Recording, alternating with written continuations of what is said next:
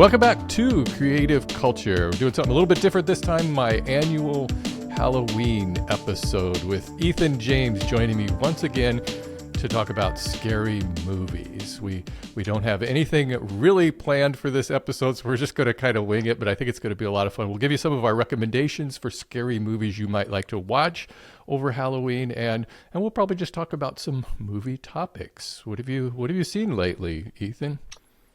Most recent, this week and weekend, kind of had two similar titles. Rewatched Happy Death Day, which is one of my favorite, semi-recent horror movies. Kind of your classic Groundhog Day storyline with a horror twist. And watched that one because also recently watched Totally Killer with a friend, which has the time travel themes and the slasher themes. So kind of a revisit, but unique in its own way. Yeah, I just saw Totally Killer last night, as a matter of fact, because I've been wanting to see this movie because I know the girl who plays in that, Kiernan Shipka. Yeah, she was in Mad Men, right? My friend was telling me about Mad Men. And I know her from Blackcoat's Daughter. I don't know if you've ever seen that movie. Haven't seen it. Yeah, Blackcoat's Daughter is one of those Oz Perkins films. It's Anthony Perkins' son who's making movies now. He also made like Gretel and Hansel and one other one that they're really like super low key horror, like Dread, and I really like them. And I really liked that Blackcoat's Daughter, which was really mind bending kind of movie. So it was fun to see her in Totally Killer. It was, it's fun that you compared that to Happy Death Day, because Happy Death Day, I think, is becoming kind of a horror classic as far as comedy horror goes. It's top tier. The thing is really, really good. It is. I kind of thought it would have more of that comedy vibe in Totally Killer, and it did, but I think there was just a lot of, look how funny things were in the 80s compared to the way they are now, and that sort of got a little bit tiresome, but I enjoyed it. Yeah, I did too. I didn't think it's as good as Happy Death Day, and you're right. It's the whole storyline is basically set on like generational spoofing, drawing a lot of contrast between Gen Z and Gen X and the slasher generation. But you're right, they just keep hitting you with it over and over and over again. But both of those movies, and what may become like franchises for both, have great masks.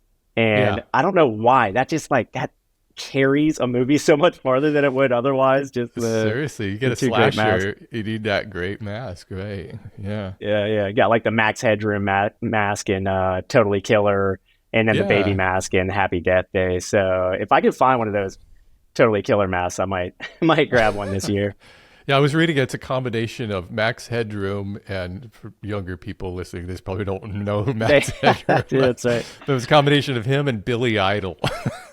Okay. Yep, that works like that. I think there's an earring in there, and that makes sense. I kind of had that whole 80s thing going on, but I enjoyed it. I thought that was pretty good. And that one's, over on Prime, so it's accessible, and it's nothing too scary. That would be a good entry level horror film, I guess, for people. It's like a party film. Yeah, if you got friends that don't like to watch horror, which is how I wound up watching Happy Death Day again. Managed to get like 6 people to watch a horror movie with me, which I could never do. So I was like, all right, we're going to go under 50% here for scare factor and try to find something funnier. So that's where Happy Death Day came from. Totally Killer is pretty similar in that regard, I think. That's cool. You were able to get 6 people. Do you find it's hard to find horror people? You find some people who say, I occasionally watch a horror, but when you get those hardcore horror fans that are like, oh man, I watch all horror, it's rare. It is, and I'm very lucky that my best friend here in town, Julie, co-hosts the Flickers from the Cave podcast, which is really good kind of B cinema podcast. They do some horror, they do like kitschy old action thriller adventures too. And we do weekly viewings to get her ready for her podcast, and then I get to throw in newer horror stuff on top of that. So I'm really lucky to have like one very solid horror ally close by, and then all my other ones are like spread out, and we just text each other about movies. I find a lot of horror fans kind of tend to they like all horror, but they really like a specific type of horror. Do you have any kind of genre you're kind of drawn to? I've got like 4 or 5, I think. I love creature features. I will watch almost any creature feature. I do like what I call teens partying slasher flicks. It never gets old. I don't know why, like revisiting the high school vibe or college for that matter, just like it's always fun. You always get like a bit more comic relief, and they tend to be a little more lighthearted. Space stuff, you don't get a lot of space horror, but like every couple years we'll get like a decent space horror movie. Wilderness stuff, things like that. I know you tend to go pretty grim in your tastes, you know, and I watch a lot of that stuff, but I'm not as like drawn to it as you are, I think. Yeah, it's kind of funny because I like all horror films, whether they're comedy or, you know, darker. But I tend, and this is only, you know, maybe in the past 5 or 6 years, I've really been drawn to like the really deep, dark, emotional. I don't know, it puts me in a place. Somehow watching kind of depressing films makes me happier in a way. It picks me up. If I'm having a bad day, I don't want to watch a comedy. I will say horror in general is that way for me, because I have friends that are pretty straight-laced and they're like, how can you watch that stuff? It's going to like, you know, hurt your spirit or whatever. And I'm like, horror gives me like the coziest, comfiest feeling, especially if I can watch it with friends. You know, there is that borderline where now with the elevated horror and the more what I call grief-driven horrors, sometimes I'm watching, I'm like, this is heavy, man. Like, I don't know if I could take this with winter coming on right now. You know, it's like maybe in the summer, but you know, to each their own. There's a type of horror for everybody, I think. Yeah, there really is. I think right now, and we might be seeing a resurgence to a little bit more gore in movies from the success of Terrifier. It's amazing that Terrifier 2 came out, what is it, like last year, and Damien Leone, who directed that, is a special effects guy, so he did all the effects himself. He wanted this to be an effects driven movie, all practical effects and everything, and oh my god, it's like the best thing ever. And it was crazy how this is filmed. It was kickstarted, you know, it was fan based. They wanted the sequel. I don't know, he raised like $40,000. I mean, it's something crazy, small amount. And then it went on. He insisted that it play in theaters, and it just like blew everything away. It was like, this thing made, I don't know how many millions of dollars. It's just one of those success stories. And so now he's working on the third one. And I just loved it. In fact, in November 1st, they're going to be re-releasing it to theaters. So I'm going to try to catch it because I haven't seen it in the theater, and that's my jam. I love that movie. I haven't seen it yet. In fact, I didn't see original Terrifier until this year, actually. And I think my friend and I were like, look, the second one's coming out. We got to both catch up on it. Loved the original one, and for some reason still have not done two. So maybe if they release it somewhere around me, I'll go watch it in theater, because that's definitely the best way to see it. But one way or another, I got to see it because everyone's been talking about it. Yeah, and it just brings in this new kind of horror icon, Art the Clown. I think that character has legs. I think we're going to see him for a while. Yeah, yeah, and there is like comic relief in there too. Oh, you know, totally. It's pretty dark comedy. Yeah. But that's what I thought when I first heard about it. I was like, times have changed. There are types of horror movies that you maybe can't do anymore. You know, because they're too edgy. Yeah. They hit on stuff that's too socially, culturally sensitive at this point. I was like, how did this movie get made? And then I watched it and I was like, all right, I get it. Like they skirt the line to inappropriateness as much as they can, but they never quite cross it. And it worked. I was really blown away by that first one. I was like, this is funny and entertaining. Probably the iconic scene in the first one is, I don't know if we could do spoilers on it. If you haven't seen Terrifier, you're gonna, if you've already seen it, you've seen it. But the iconic scene is where he ties the girl up by her feet and takes a hacksaw, wasn't it? And he takes a hacksaw and saws vertically down her entire body.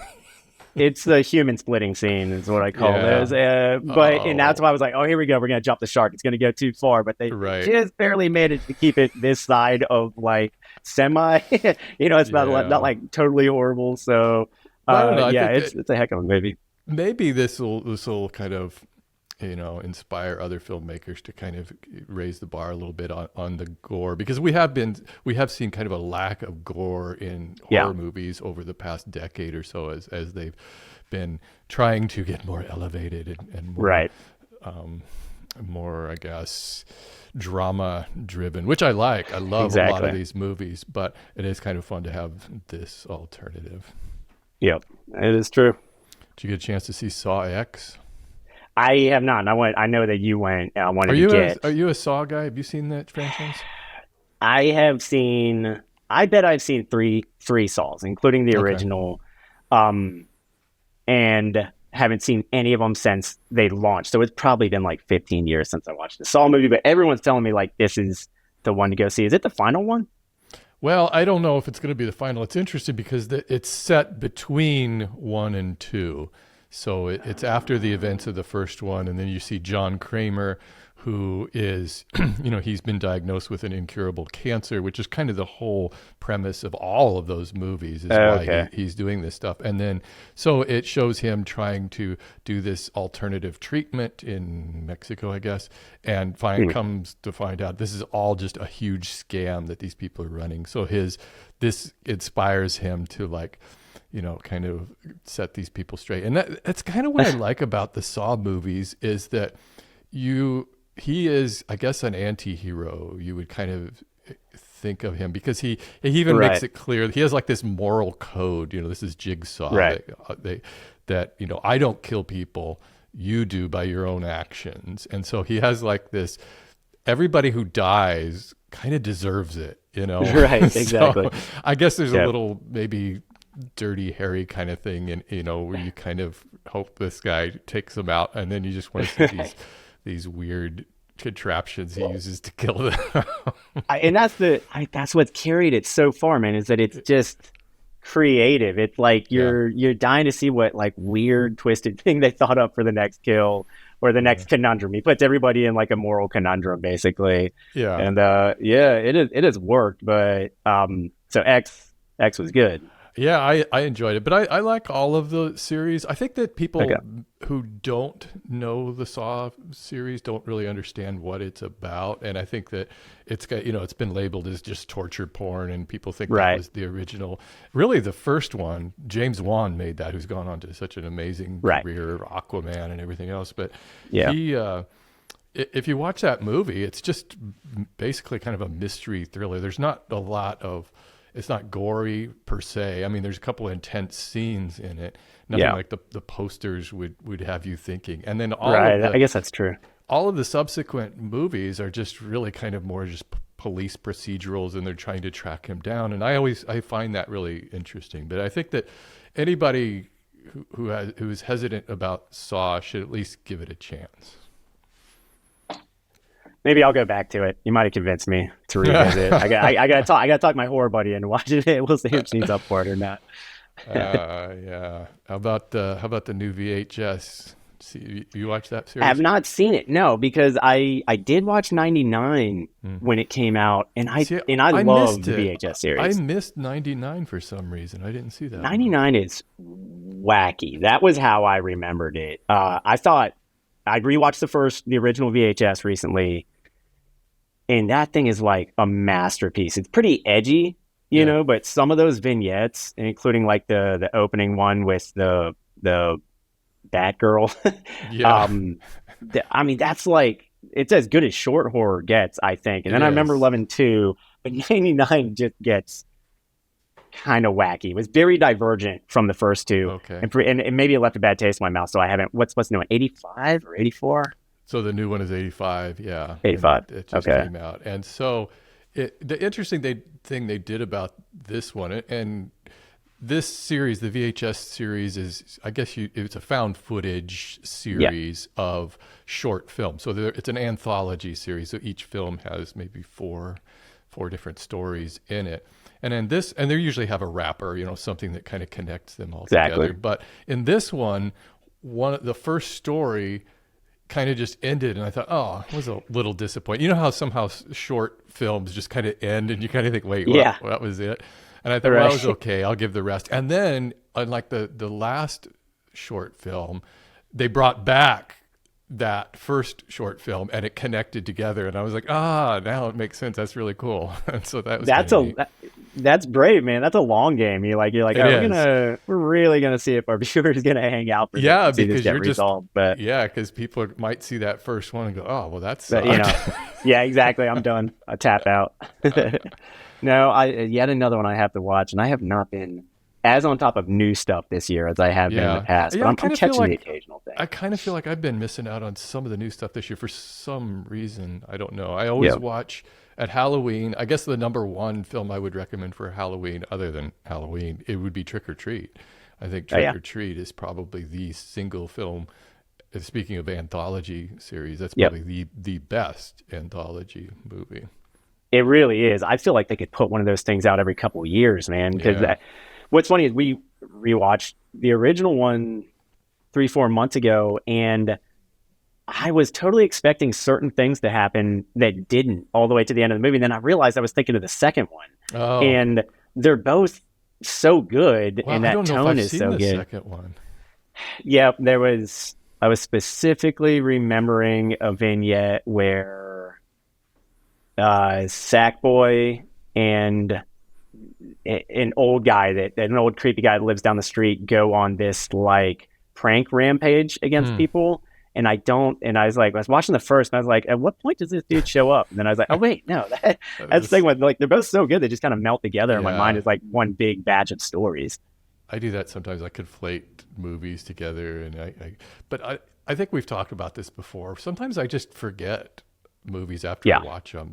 That's probably most of the horror movies I watch are good for that hour and a half or however long it is, and then it's like, that was an enjoyable time. I'm kind of done with it. That's over, and I forgot.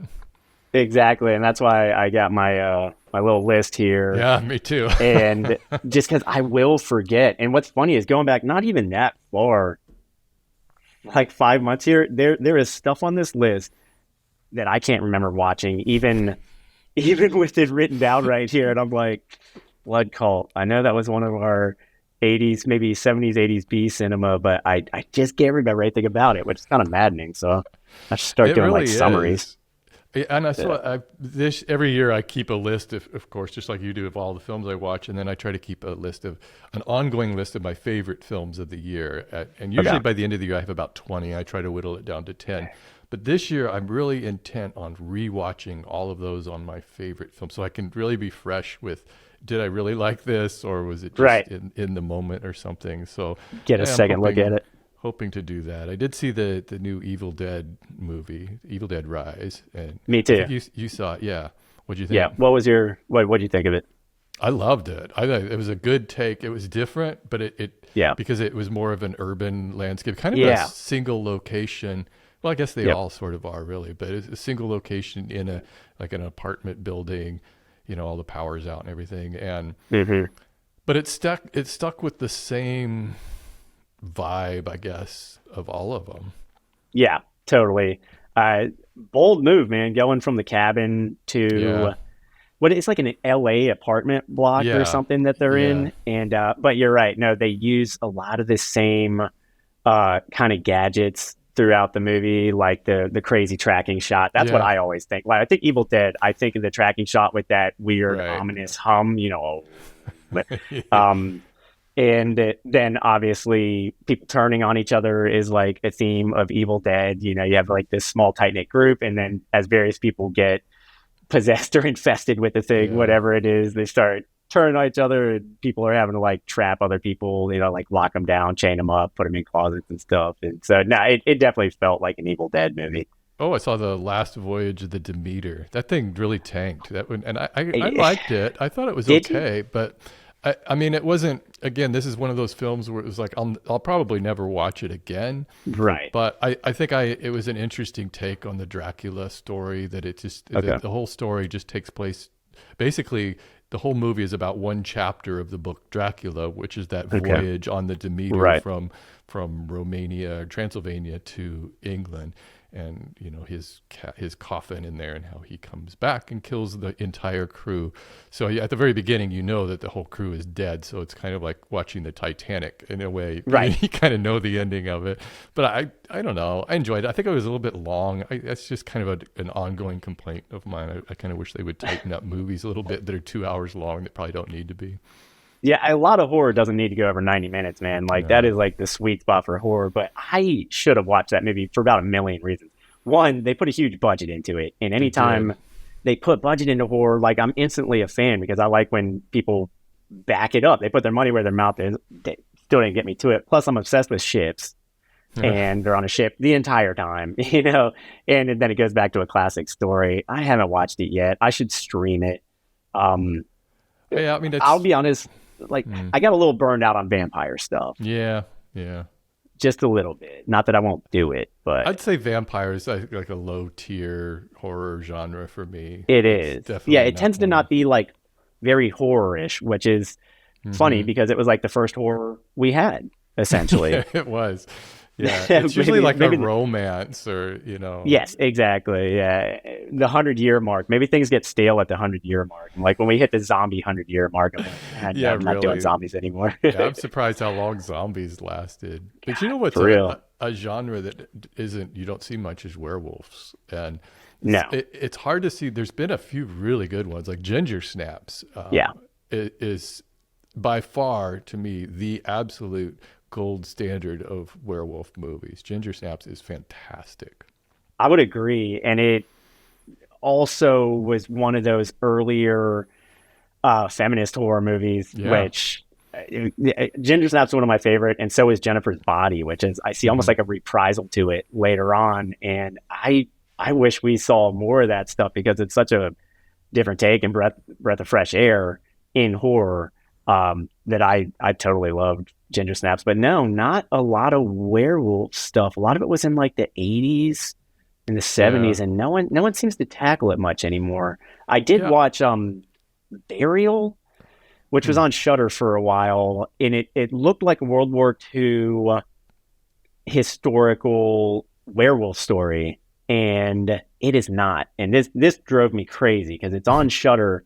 It is basically nothing but a historical war drama that they wrap up in this horror veneer with like the cover and the title and everything. You get all the way through that movie, it's not horror, man. Like, I think somebody says the word werewolf once, and that's it. Shudder sometimes, I don't know. It seems like they've been reaching a little bit on their films, trying to get they call horror. Did you see the other Ginger Snaps movies, 2 and 3? No, I never saw 2. So 2 is really, really good. And this reminds me of the Evil Dead trilogy. The first 2 are just like really good. And then the third one is also good, but so it just goes completely different. And what Ginger Snaps 3 did is it set these 2 sisters in like colonial America or something. It's like way in the past. And so it was a completely different vibe. So I guess you kind of had to, either you got on board with it or you didn't. And it was definitely the lesser of the 3. And there was also that's a big jump. A movie that just came out recently. Well, I guess I'm looking at it's 2021. I didn't realize it was that far long ago. But Werewolves Within, which had Milana Weintraub. She's the AT&T girl, who plays the... Oh, no way. Lily, I guess that's the character on those. And so she's in that. And it's a comedy werewolf movie. I thought it was I guess cute would be the way to describe it. But yeah, werewolf genre. I don't know. I saw American Werewolf in London again a couple of years ago, and to me, it didn't hold up at all. Like, really? I didn't. I remember watching it, when it came out. Right. And there was competing werewolf movies that year. It was American Werewolf in London and The Howling came out that same year. Okay. I was alive, but not sentient at that point. I don't think. That was like I have gone back and watched The Howling, and I think I've seen American Werewolf in London too. Although it doesn't really stick out, except the transformation. Obviously, yeah. I guess that was really what it was best known for. Right, that was also the vehicle. Sort of a comedy horror, I guess. But yeah, yeah, not something I would recommend. I think that I don't know. A lot of older movies to me, I have a hard time rewatching them. Sometimes I think it's best just to remember how you enjoyed it at the time. Yes, exactly. There, every now and then there is like a real gem because people will rake me over the coals for saying this, but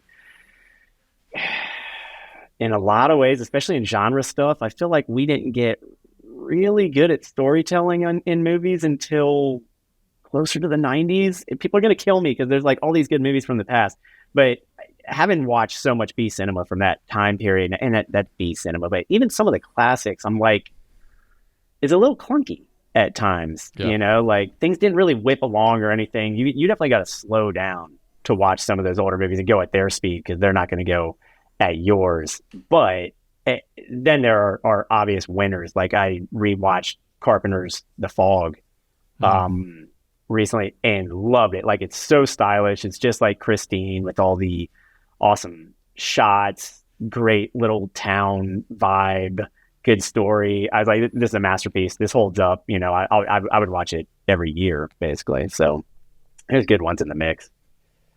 Yeah, some of those older movies. Carpenter's a good example of somebody who, at the time, wasn't really a revered director. In fact, the classic example is The Thing. When The Thing came out, like even horror people didn't like it, and nobody liked it. It just tanked. It was like considered horrible.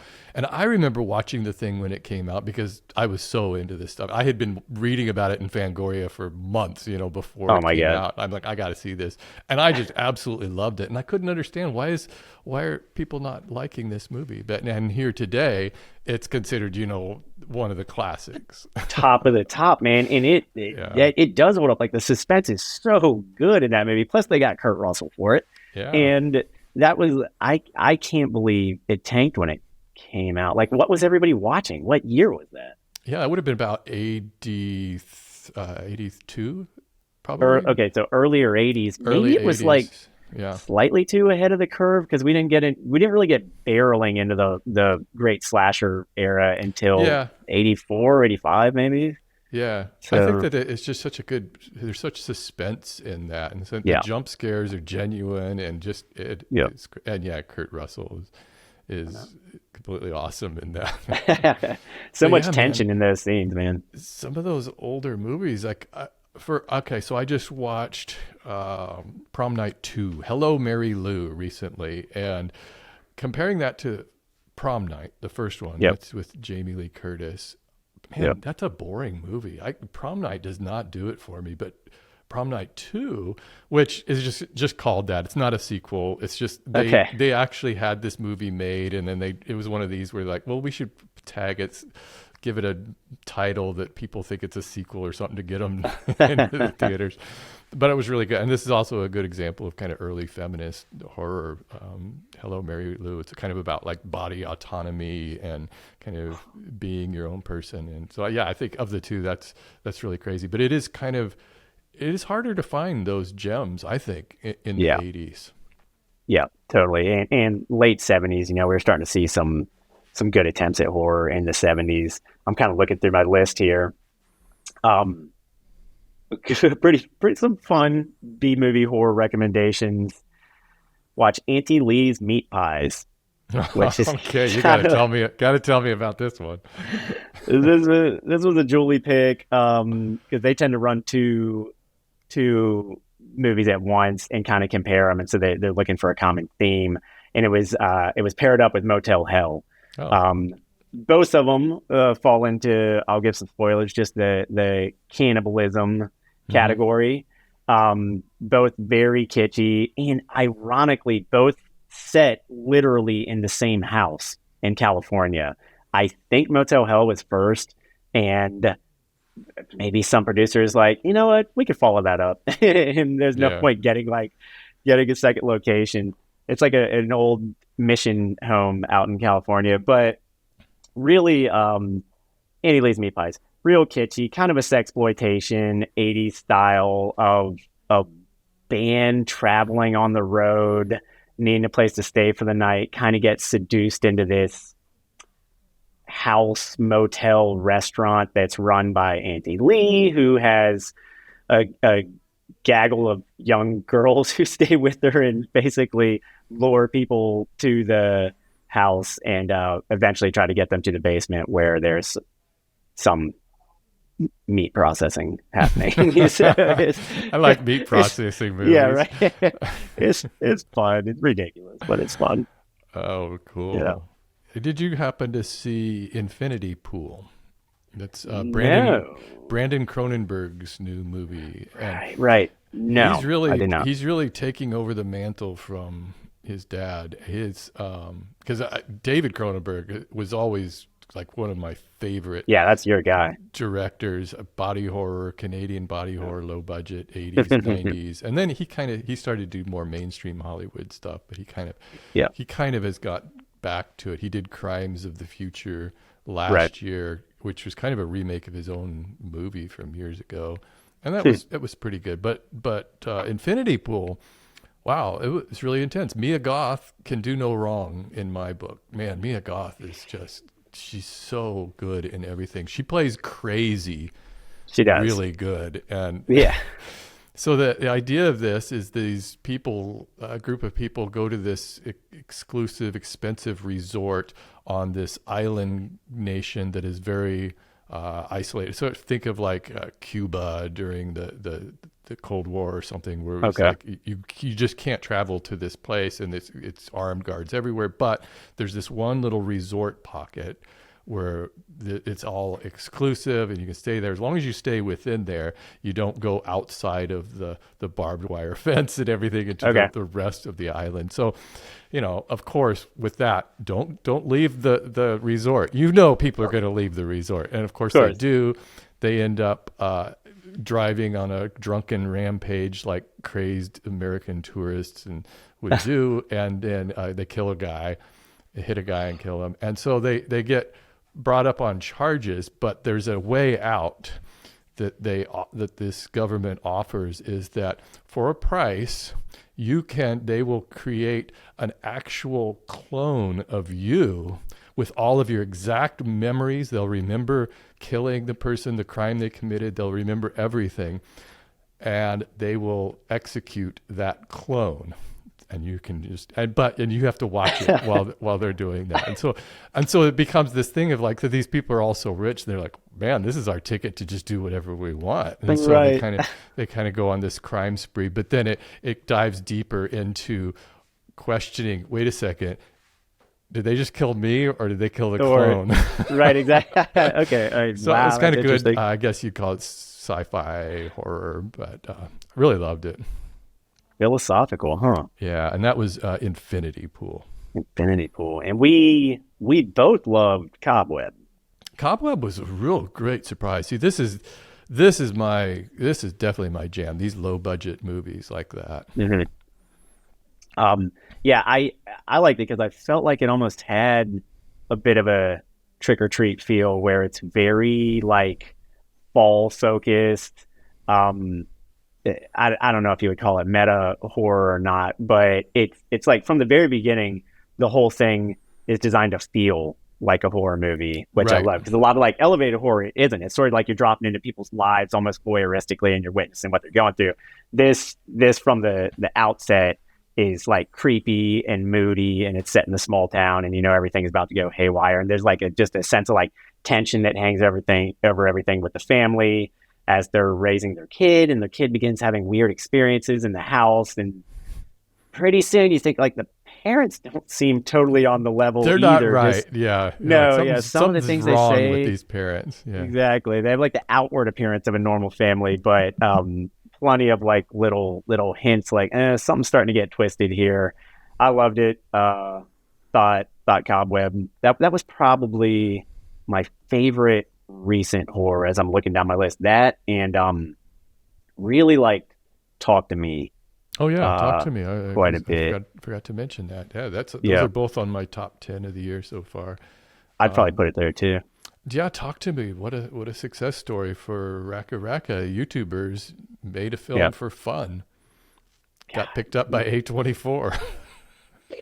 A24 making dreams happen everywhere in the movie industry these days. They're smart. What they do is, see, A24, although now they're producing movies too, but they were just a distribution company. They got this cult status, and people loved them and bought their merch and everything. And they were just a distributor is what they were. But they were really smart because they would go to all of these film festivals and they would search for like these hidden gems and then immediately buy them up and say, we want to distribute this film. And like one of the earliest was The Witch, and that kind of put them on the roadmap, to find that one. And it's just movie after movie after movie that they discover and put it on there. And that's the same with Talk to Me. Same thing.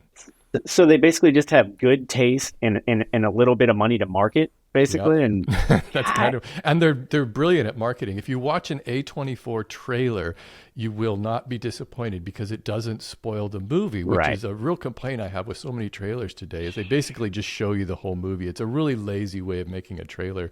I don't know if you remember the trailer to Hereditary or not, but it gave you just a hint of what the movie was about, but when you saw the movie, it was totally different than you were expecting.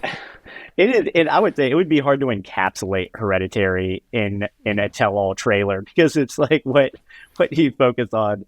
But no, I love that, man. I was just literally texting with someone about this last night because they saw Exorcist Believer, which I haven't seen yet, and she did not like it. I can't speak about it yet. I haven't seen it, but she said it was another instance where they literally kind of sucked all of the suspense and horror out of the movie, put it in the trailer, and there wasn't much in the rest of the film, the other hour and a half of it or whatever. So I don't even know if I'm going to follow up and watch it hearing that. But yeah, most trailers give everything away. So usually I watch 50% of a trailer, and the moment I'm intrigued, I turn it off before the trailer's over. That's probably a smart way to do it, yeah. I'm like, that's enough for me to invest in the movie at this point. But getting back to Talk to Me, I mean, again, a great trailer. It didn't really tell you what was going on. Yeah. But here was this movie out of nowhere. These Australian kids, YouTubers.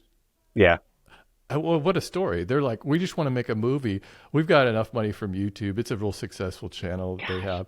We're just going to get a bunch of friends together and make a movie and try to make it scary and try to make it impactful. This is also another movie that has, a message. Yes, it does. And I was talking before, I don't like grief-driven horror. I'm not going to say that's what this is, but it definitely kind of. There's themes of people missing family members and starting to feel a bit deranged in their normal lives and stuff, which normally I begin to tap out a little bit when that stuff is happening. But then it also has the teens partying element because every time they do these, like what you can only call seances really, with the hand that acts as a portal to whatever's on the other side, it is always this party setting and people daring each other and doing stupid things they know they shouldn't be doing and stuff. And that's definitely my kind of movie. So I wound up really liking it. And now it sounds like they got the sequel green lighted. So we're going to get another one. Curious. I haven't heard a single peep out of what it's going to be about, but I can't imagine it's going to be a direct sequel to this. I'll bet you it'll be, it seems to me you could just take this ceramic hand thing and just kind of put it in all different settings, but I don't know. We'll see what they do. I think so. And that's one of the things I like is that you sort of get visions that the hand kind of travels in its own ways. Excuse me. It can kind of wind up anywhere and maybe even in ways it sort of picks where it's going, as it kind of touches one person or another. So yeah, the series could definitely follow the hand and it would never really have to follow a character. So I know you're really into found footage, as I am too. That's definitely, it's probably like the most controversial genre among horror fans. Is like some people just hate it. They hate divisive. They hate the shaky cam, and they just like they think it's a cheap way to make movies. But I don't think when it's done right, it's really really interesting way to shoot a movie. I mean, and then there's different takes on that. I know that like Host a few years ago, one of my favorite movies ever, was just all done in a Zoom call, which is crazy that you could make a movie that good. But I watched this movie called Landlocked.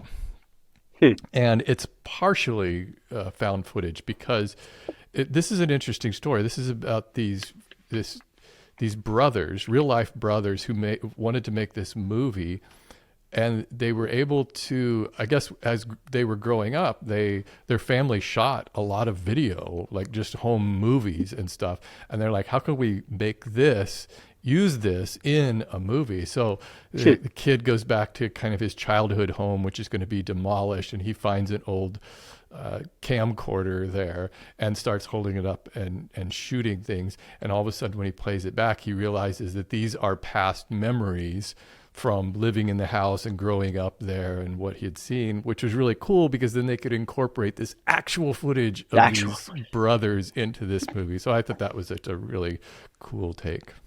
Interesting. And you notice like a lot of our like look where found footage started with Blair Witch. Yeah. You know, and then going to Paranormal Activity, a lot of our like really overperforming horror movies of the last 25 years come out of the found footage thing because it is accessible to smaller movie makers who have, like Host, who have a creative idea where they're like, yeah, I can't simulate a big budget movie. We don't have the cameras, we don't have the sets, we don't have the time, but I can do a hell of a found footage movie.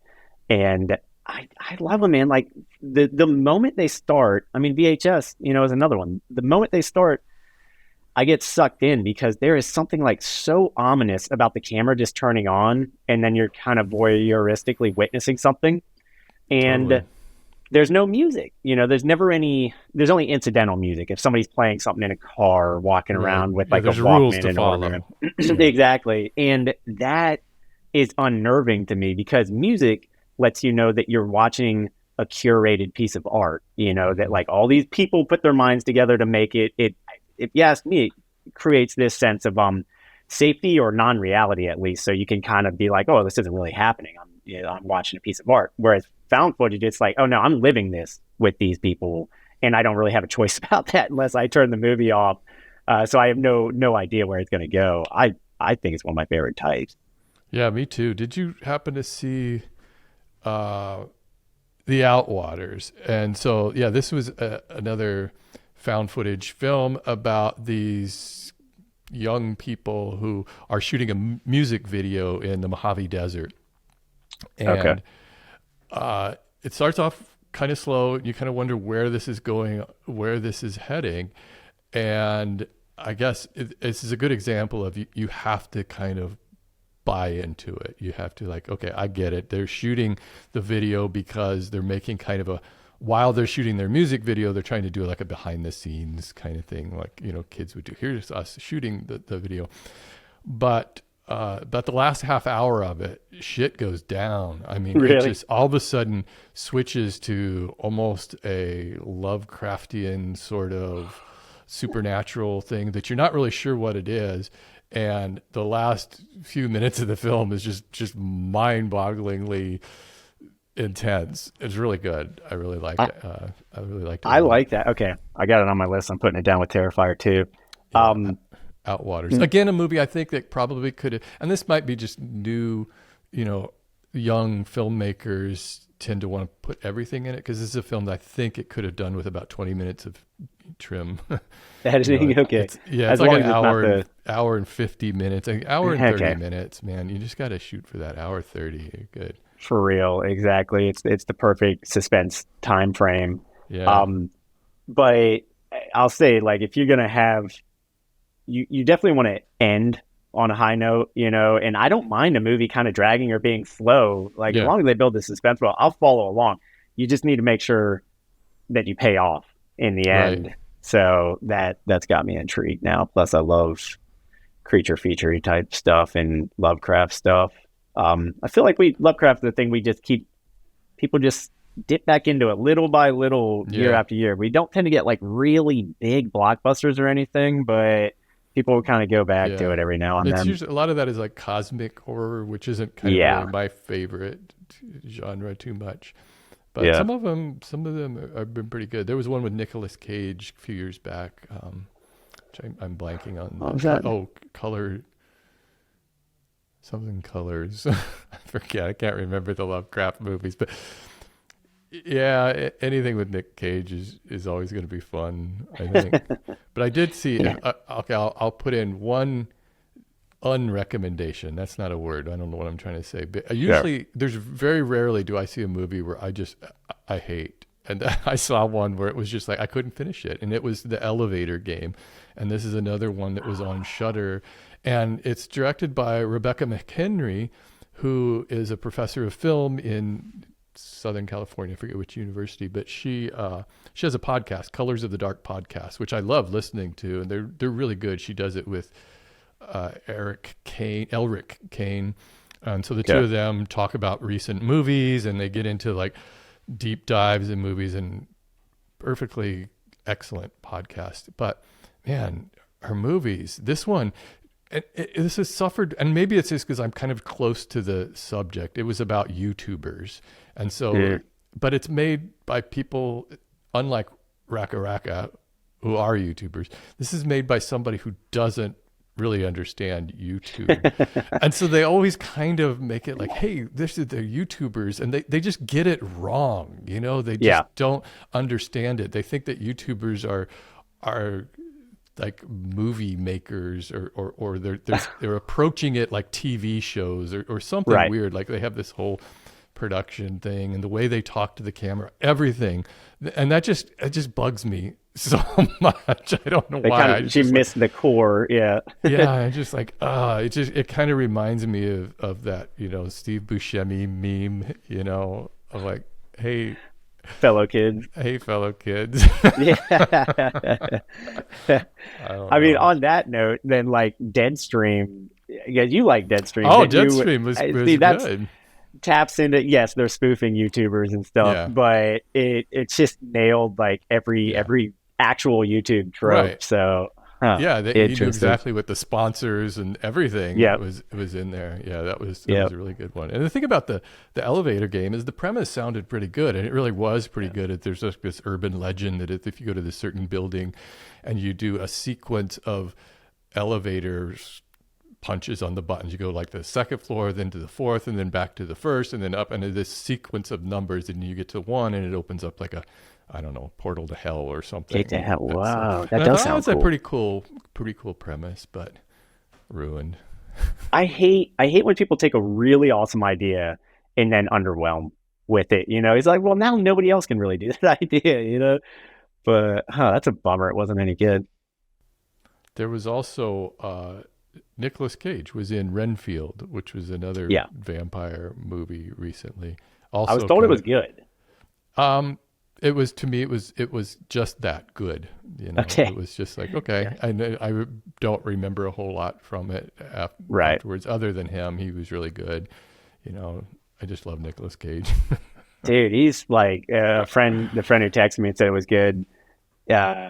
We were laughing because we were like, he really hits all the highs and the lows. He's been in some stinkers and he's been in some extraordinary movies, but like I never doubt, despite all the wackiness he's been through, that the dude is one of the most talented actors of his 30-40 year career span. It really is. It's amazing watching what he can do. He can do almost anything, man. So I think he's an actor's actor. He will be in anything. Yeah. It's not horror, but Adaptation, the Spike Jonze movie that Nick Cage plays two roles in. He plays twins, and they couldn't be more different, and neither of them is actually like Nick Cage. I want to say Nick Cage in real life. And I would say that's the best film ever made about writing, because he's an author or he's a screenwriter. And two, anybody who thinks Nick Cage is not a good actor needs to watch Adaptation, because it's mind-blowing. It's like two completely different human beings that look exactly the same. So he's great. He could be an amazing actor. I saw him in Pig recently, which he's like a hermit living out in the wilderness, and he has a truffle hunting pig. That's how they find truffles in the wild. And so he's like this former chef, but he's gave it all up to live out in this isolation. Somebody steals his pig. You think it's going to be kind of like a John Wick story where he has to go on a revenge to get it, but it turns into something much more personal and deep about finding art through cooking and friendship, and it's really, Hmm. really well. And he is, when he's in those kind of roles or leaving Las Vegas, he Yeah. won an Academy Award for that movie. I think that's really what sprang them. They Yeah. tried to kind of turn him into, I don't know, like a heartthrob or a funny guy, and then they tried to turn him into an action guy with a face off. Yeah. But leaving Las Vegas, when everybody was like, whoa, this dude is talented, and they started to be like, okay, he's got this side to him. But what's cool is he didn't stay there. Like, he does just go out, he'll do wacky movies, he'll do horror movies. He does anything. Then he'll just come back around to something like really hard hitting and emotional. So it's an ideal career. I was happy to see the sequel to Becky this year, The Wrath of Becky. I don't know. Oh, I haven't seen it. This movie. Do you know the original Becky, which came out a few years ago? Lulu Wilson. She plays this teen girl who's on a trip with her family, and some like neo-Nazis come in and they end up killing him, and then she goes on this rampage. And so it's just kind of cool to see this teen girl just totally kicking ass through this whole thing. It's done in this kind of hyper style of exciting filmmaking. And so the second one, The Wrath of Becky, came out this year, and now she's a little bit older. She's got more of a chip on her shoulder, and she's just ready to kick ass. And I'm on board for it. I feel like that's become a genre of its own. The rage fighting genre, with, like, speaking of Nick Cage, like Mandy was kind of like that, where he goes on this. It's usually a revenge based like killing spree that's like so over the top that you don't really have to take it in an emotional way. What was the one where there's like some disease that's causing people to get one red eye, and when they get the red eye, they go on a killing rampage? And the guy's in the office building. Oh god, he's like shooting people with a nail gun. Was it Mayhem? Yeah, it was Mayhem, and they lock down the building. They like quarantine the building because the society's real sensitive about like it spreading, and it turns into like corporate ladder climbing warfare playing out as actual warfare. I thought that was clever. So you see that a lot more. Like, people just, I think that comes out of comic books. Like, people just going nuts with the crazy over the top scenes and fight scenes and stuff. So all right, Becky's like that too. I'll check out Becky. Did you ever see, is there any movie that you kind of wish you had never seen because it was so intense that it was like almost too hard for you to get through? I definitely have regretted a couple. Everyone says Hereditary, and I got to agree with that. Like, I probably could have done without seeing Toni Collette like scream existential dread for like 20 minutes. Like that's, we got to deal with enough of that day-to-day life. But but then I even told somebody recently, like, the end of that movie was very redeeming for me. I might have regretted watching it, but the end starts to take on, we'll say, more supernatural overtones, and that's moving back more into my ballpark. So I wound up never watched it again, but I wound up liking Hereditary. Smile recently was also similar, where I was like, this is a good movie, man. It's got budget. It's told in a provocative way, but again, anytime that people get, it is, man, and people get really isolated in these movies, and they're like, am I going crazy, or is this really happening? The people that they reach out to don't really want to be around them anymore and stuff. I'm like, oh, this is sort of hard to take. Talk to Me even had elements of that, where they, they're all dealing with like departed family members or lovers or something, and they start to spiral. Anytime it comes up in a movie, I'm like, oh shoot, here we go again. It's like an hour and a half of me, like, I don't know, maybe having to like look too deep into my own soul or something. Which I don't know what I signed up for. Smile was an unexpected one, because I did see the trailers to that, and I thought it was going to be, oh, this looks goofy. There's going to be some like the smiling monsters, like possessed or something. I don't know, but it turned out to be so much more than that, and I kind of wish they had done a better job with the trailer. Maybe, I guess the film was probably pretty successful. I don't know. I think it was. I really I enjoyed that. It was hard hitting, man. Well acted. A little bit of It Follows in there too, where definitely. So it's like, something's pursuing me, but I can't quite tell what it is, and I don't know what it's going to do to me and all that. So, and then they paranoid. They kind of do a little investigation, and that's kind of interesting too. A little mystery in it. That was fun, but Yeah, Yeah. Hereditary though actually is probably one of the best edited, like 5 minutes of any movie is in Hereditary, and that's where I'm going to spoil it. Everybody's seen Oh boy, Hereditary. go for it. It's been out long enough. Was where the son takes the girl to the party. She has a peanut allergy. She has peanuts. Duh. They tease it early on. You're like, I know this girl's going to eat some peanuts at some point in this movie. And so he's trying to, and meanwhile he's high because he had been smoking. Right. And she's really an awkward girl. She's the one who was in the trailer. And this is why the trailer was great, because the trailer made you think this movie's going to be about her, because she has this weird click and she does these things. She gets killed off. But the way she gets killed off is so good. The way that's edited, Ari Aster does the film where she's struggling to breathe, and so she opens the window, sticks her head out the window to kind of breathe. He's driving super fast down the freeway. You see a pole of some sort of lamp pole or street sign or something, and then all of a sudden it cuts. You don't really see what happens, and it cuts to the son driving, and he pulls over and he stops, and the camera just holds on his face. You think, did her head just get cut off? What happened? Because they didn't show anything. Right. He goes home. He is trying to stay focused. Nothing happened. Nothing happened. This didn't happen. The next morning he wakes up. You hear screaming from his mom outside, and then quick cut to the roadside with her decapitated head and ants crawling all over it. It was just a beautiful piece of suspense, because they never showed you that until later. So you knew something was happened. What happened until finally I forgot the that's how payoff. it played out. Yeah. And then it goes into the Toni Collette bedroom howling. Like if you need grief on film, there's only one person to call, and it's Toni Collette, man. Yeah. She just is so good. It's good at letting it all out too. But this is what Ari Aster's doing. He did the Midsummer also, or Midsommar, and which is also kind of even more. I liked it more, honestly. Mm-hmm.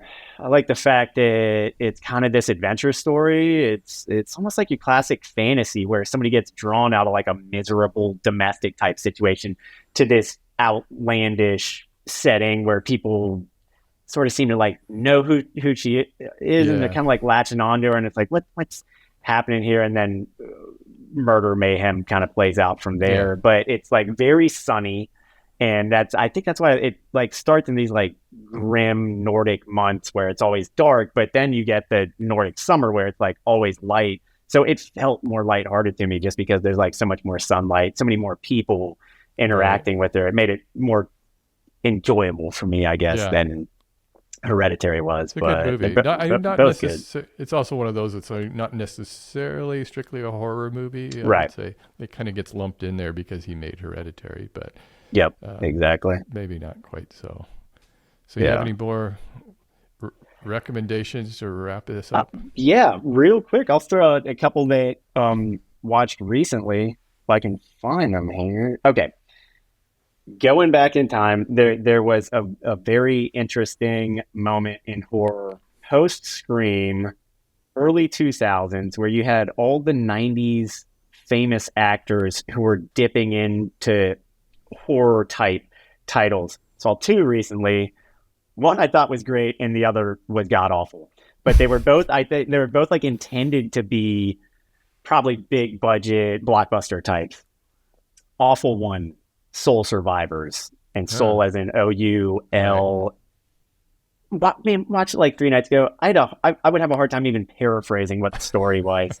Casey Affleck is in it. Eliza Dushku is in it. People you would recognize. The kid from American Beauty. Everybody who was having a moment in 1999 is in this movie. It's her boyfriend dies in a car accident, and she's grieving about it. But then it seems like people are chasing her or haunting her or something. Never goes anywhere. Never pays off. Never gets scary. Never gets funny. Anything. It sounds like one of those PG-13 90s horror I films. think it was PG-13. Yeah. There's not much of anything to latch onto in it. But same time period. Instead of Casey Affleck, you got Ben Affleck in Phantoms, which was an adaptation of a Dean Koontz novel by the same name, I believe. Affleck is a cop in like a small, if I remember, like West Virginia type town, had tried to stint in the FBI. Something horrible and traumatizing happened there, comes back home and is sort of like facing his demons in his hometown when strange murders begin happening, basically like downtown in this tiny little West Virginia mining town. And paranormal phenomena begin occurring as he's investigating it. And all he kind of has to rely on is his little like ragtag team of local police figures, not all of whom can be trusted. And they sort of just get stuck in the downtown area, kind of going from shop to shop, house to house, trying to figure out what the heck is going on as the phenomena gets weirder and seems to spread almost to like some sort of conspiracy that's happening. Phantom's very good. A lot of people you recognize in that cast. Liv Schreiber is acts alongside Ben Affleck. There are several more faces you would definitely recognize. That one was great. I think Peter O'Toole is in it, actually. Wow. Would have had to be like really late in life, too. I'm pretty sure it's Peter O'Toole. So watch Phantoms, don't watch Soul Survivors. Yeah. Well, the 90s horror, I think most people agree, was probably a low period for horror films. Other than Scream, and I Know What You Did Last Summer, those like really blew it up. But yeah, there's not a lot going on there. I guess if I would make one recommendation, probably I just absolutely loved it, and it's so silly, is Megan. I loved that film so much. Did you? I saw it a couple of times because it's just my gosh. It's so not my type of horror movie, but for some reason it just clicked with me, and I thought it was funny and weird and just goofy. I really liked Megan a lot. I saw it in the theater, and I thought it was going to basically be in this theater alone, right? There's like one other person in there, and like 10 minutes into the credits, a troop of like 25 people come in all together, and they're like loud, like hit each other with popcorn and stuff. And I was like, man, they're going to ruin this movie. They actually wound up making it better because they reacted to like everything, like as a group, you know? Yeah, exactly. So I ended up enjoying it for that reason. Kind of like a modern day Chucky, like, you know. I think that's what it is. I think that's why I like it, is because I think that there's a camp level to it, which I kind of appreciate. And I kind of am a fan of campy things. And I'm watching the new season of Chucky just came out. I love that series so much. I've got to get on it. I never watch shows, but it's a horror show. It's a classic horror storyline. It's just so stupid. It's just mind-numbingly stupid. But I love watching Chucky just tear ass through people. Yeah, exactly. All right, new Chucky show. I'll try it. All right. Well, Ethan, thanks again for doing the Halloween special with me. Absolutely.